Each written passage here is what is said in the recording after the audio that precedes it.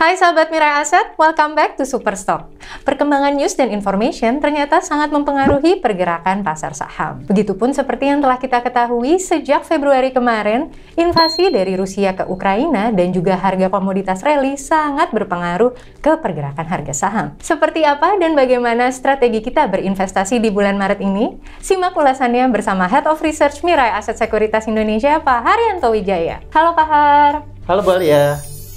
Halo sahabat Mirai Aset. Nah, dengan terus berlanjutnya invasi militer yang terjadi dari Rusia ke Ukraina, bagaimana nih Pak pengaruhnya ke pasar saham? Dampak konflik antara Rusia dan Ukraina sebenarnya memiliki dampak positif terhadap Indonesia. Kita melihat hal ini positif dari dua hal.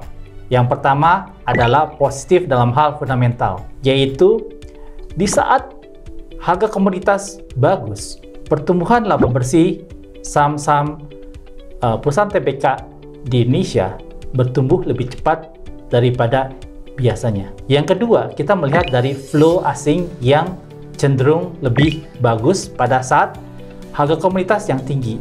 Jadi ini mendukung dari fundamental dan flow asing. Kalau lihat dari dampak ekonomi terhadap Indonesia cenderung lebih kecil ya. Kita melihat bahwa top 10 daripada trading partner antara Indonesia dengan trading partner Rusia dan Ukraina bahkan tidak masuk ke dalam 10 besar trading partner Indonesia.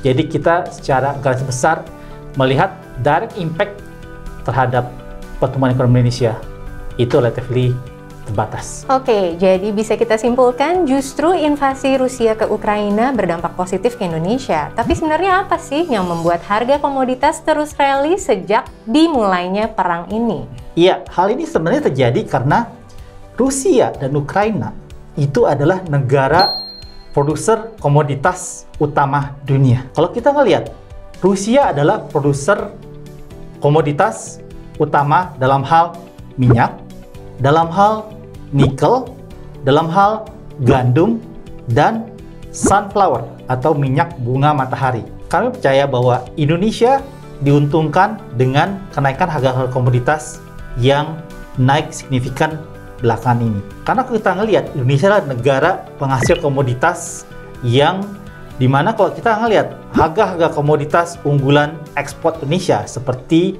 CPO, seperti nikel, dan seperti batu bara, harganya tren naik. Apalagi kalau kita ngelihat di chart berikut ini, kita melihat bahwa sejak invasi Rusia ke Ukraina, kita ngelihat harga coal naik signifikan, harga oil naik signifikan, harga nikel, CPO naik signifikan. Tentu ini positif terhadap ekonomi Indonesia. Di bulan Maret ini, The Fed akan melakukan tightening cycle-nya. Nah, seperti apa pengaruh terhadap suku bunga dan inflasi untuk pergerakan pasar saham internasional dan juga di Indonesia? Iya, kalau kita ngelihat, ini adalah tightening cycle yang akan dilakukan The Fed sejak Maret 2022 ini. Kita belajar dari pengalaman historical. Di selama 2 tightening cycle yang kemarin ini, harga saham atau indeks saham Amerika Serikat itu terkoreksi sejak The Fed mengumumkan tightening cycle hari pertamanya. Dan dibutuhkan sekitar 60-70 hari untuk recover ke level pre-tightening cycle tersebut. Lah, gimana kalau misalnya pergerakan IHSG? Kita melihat IHSG tetap resilient. Keren juga nih IHSG ya Pak ya, ternyata bisa tahan banting. Alasannya apa nih Pak? Iya, kalau kita ngelihat dari historical pattern juga emang cenderung resilient terhadap pergerakan The Fed pada saat koreksi karena Fed turning cycle. Saat ini kita juga perkirakan IHSG akan cenderung resilient karena kita melihat bahwa laba bersih daripada IHSG ini akan cenderung lebih bagus karena ditopang oleh harga komoditas yang favorable. Sudah 2 tahun new normal diberlakukan dan kita berdampingan hidup dengan virus corona.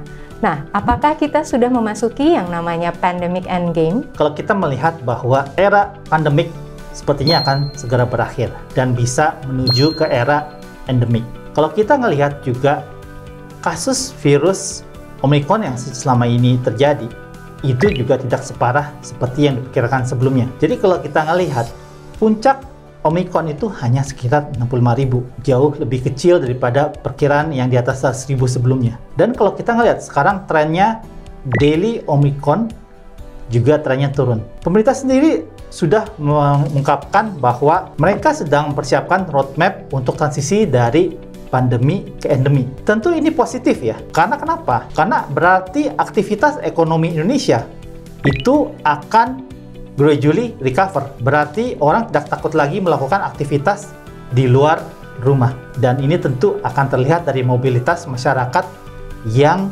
meningkat. Dengan adanya program booster yang sudah diberlakukan, bagaimana dengan progres vaksinasi dosis pertama dan kedua untuk masyarakat Indonesia? Ya, menurut data per tanggal 2 Maret, sudah sekitar 69% dari total populasi Indonesia menerima setidaknya dosis pertama vaksinasi COVID-19.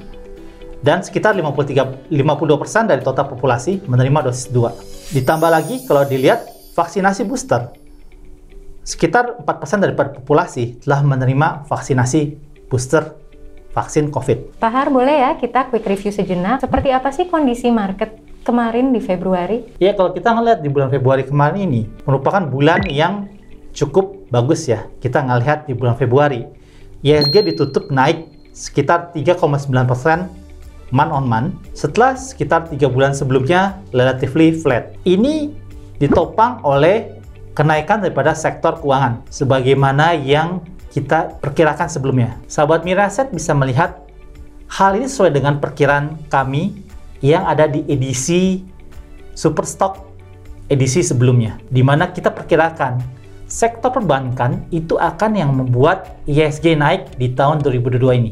Ini adalah sektor performance di bulan Februari. Kita melihat bahwa IHSG naik sekitar 3,9%, di mana yang membuat IHSG naik paling utamanya adalah finance atau keuangan yang naik sekitar 4,3%. Hal ini ditopang oleh kenaikan daripada laba bersih di kuartal 4 2021 yang memuaskan dan outlook atas sektor keuangan yang terus membaik di tahun 2022 ini. Selanjutnya yang selalu dinantikan oleh sahabat Mirai Asset adalah stock picks dari tim research Mirai Asset. Ya, untuk beberapa saham yang kita pertimbangkan ada 8 stock pick kami yang condong ke 1. Sektor perbankan, 2. Sektor oil, 3. Sektor coal mining, 4. Sektor CPO, 5. Sektor nickel mining. Antara lain adalah BBNI, BBRI, Medco, ITMG, Adaro, United Tractors, LSIP, dan aneka tambang. Karena memilih saham itu tidak seperti memilih kucing dalam karung, tentu kita pengen tahu kenapa sih saham-saham tersebut menjadi top picks bulan ini. Kita terus menyukai BBNI karena kita melihat valuasinya yang murah. Kita melihat laba bersih pertumbuhannya untuk tahun 2022 ini akan terus bagus. Kita perkirakan laba bersih daripada BBNI itu akan bertumbuh sekitar 45% year on year menjadi sekitar 15,8 triliun. Jadi angka 15,8 triliun ini angkanya lebih tinggi daripada pre-pandemic level. Apalagi Bank BBNI ini memiliki visi bahwa tahun 2025 itu akan memiliki return on equity atau ROE yang sustainable di atas 18%. Kalau kita bandingkan tahun 2021 hanya sekitar 10,4%. Jadi hal ini jika terrealisasi, BBNI seharusnya mendapatkan re-rating menjadi 2 kali PBV dalam hal multiple-nya sehingga menjadi sama dengan peers yang dekatnya. Kita terus menyukai BBRI karena kita berpikir bahwa BBRI itu akan kembali membukukan pertumbuhan laba bersih yang kuat di tahun 2022 ini. Kalau kita melihat bahwa full konsolidasi dan sinergi dengan Pegadaian dan PNM, ini tentu akan membuat NIM atau net interest margin daripada BBRI ini akan naik. Karena kalau kita ngelihat NIM daripada Pegadaian dan PNM itu mempunyai NIM yang lebih tinggi, yaitu 15-20% dibandingkan BBRI yang hanya 6-8%. Sehingga ini akan menjadi driver daripada pertumbuhan laba bersih tahun 2022 ini. Kami terus menyukai Medco karena kami berpikir bahwa Medco akan diuntungkan oleh kenaikan oil price yang baru saja menembus angka 100 US dollar per barel sejak Maret 2022. Jadi kalau kita bandingkan angka di atas 100 dolar per barel itu dibandingkan rata-rata harga oil di tahun 2021 yang hanya sekitar 67 dolar per barel, tentu ini akan membuat laba bersih daripada Medco naik signifikan untuk tahun 2022 ini. Dengan selesainya akuisisi ini, kita melihat bahwa Medco bisa mencapai produksi tahun 2022 yang naik sekitar 58% menjadi 155 MBOEPD.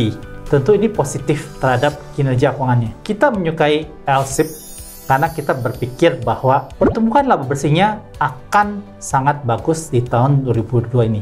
Kita melihat bahwa harga global CPO price yang menembus 6.000 Malaysian Ringgit per ton dan dibandingkan dengan harga CPO tahun lalu atau tahun 2021 yang hanya range-nya sekitar 3.000 Malaysian Ringgit per ton, tentu ini akan membuat laba bersih London Sumatra naik signifikan. Dan kita melihat bahwa neutral impact daripada DMO dan domestic price obligations ini terhadap kinerja LSIP. Balance-nya London Sumatra juga bagus karena memiliki net cash position atas balance sheet-nya. Kita juga terus menyukai ITMG karena kita melihat bahwa final dividend yield daripada ITMG ini sangat menjanjikan, karena menurut hitungan kita final dividend yield daripada ITMG ini bisa menghasilkan final dividend yield sekitar 15%, dan harga batu bara yang saat ini sekitar 300 US dollar per ton dibandingkan tahun lalu yang hanya sekitar rata-rata di atas 100 dolar. Tentu ini membuat pertumbuhan laba bersihnya ITMG sangat bagus untuk tahun 2022 ini. Kita menyukai Adaro karena kita berpikir bahwa laba bersihnya juga akan terus berlanjut di tahun 2022. Karena selain Adaro mendapatkan manfaat karena harga batubara yang naik signifikan di tahun 2022 ini, rencana Adaro untuk meningkatkan volume produksinya di tahun 2022 ini sekitar 10-14% year on year, tentu membuat laba bersihnya semakin positif. Dan kalau kita ngelihat valuasi Adaro juga jauh lebih murah dibandingkan historical pattern. Kita menyukai UNTR karena kita melihat bahwa UNTR akan membukukan laba bersih pertumbuhan yang cukup bagus karena bisnis segmennya itu akan benefit daripada favorable coal price.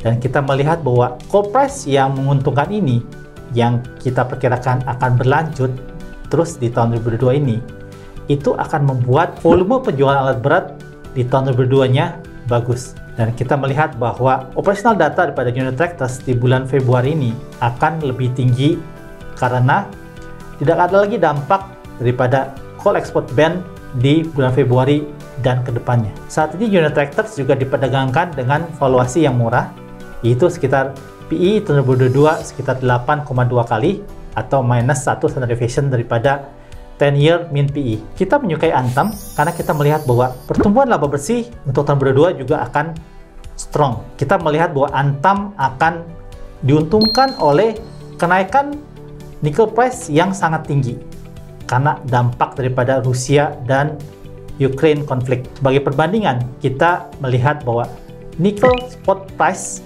terus naik dan mencapai sekitar 40.000 US dollar per ton di 14 Maret 2022 dibandingkan nickel price rata-rata untuk tahun 2021 yang hanya sekitar 18.500 US dollar per ton. Jadi kita ngelihat kenaikan signifikan ini akan memboost laba bersihnya tahun 2022. Di samping itu juga kita melihat bahwa volume penjualan daripada nickel ore-nya akan lebih tinggi karena higher demand dari domestic smelters. Kita juga melihat valuasi Antam yang masih cenderung relatively murah karena saat ini masih diperdagangkan dengan EV/EBITDA 10 kali atau sekitar minus 0,65 standard deviation daripada 7-year mean EV/EBITDA-nya. Per tanggal 4 Maret 2022, Stock pick kami dengan bobot yang sama menghasilkan akumulasi return sekitar 57,1% dibandingkan dengan akumulasi return IHSG yang 8,4%